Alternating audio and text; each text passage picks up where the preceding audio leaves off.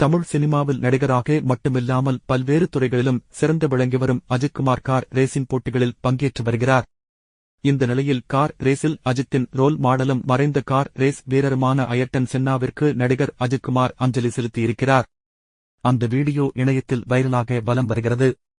வாழ்ந்தால் இப்படி வாழணும் என்று சிலர் நம்மை வியக்க வைப்பார்கள். அதுபோல ஒருவர்தான் நடிகர் அஜித்குமார். பிற நடிகர்கள்தான் உண்டு தன் வேலை உண்டு என்று சினிமாவில் மட்டுமே சாதித்துக் கொண்டிருக்கும் நிலையில் அஜித்குமார் தன்னுடைய ஆசை கனவை நிறைவேற்றிக் கொள்வதற்காகத்தான் நான் சினிமாவிற்கு வந்தேன் என்று பல இடங்களில் சொல்லியிருக்கிறார்.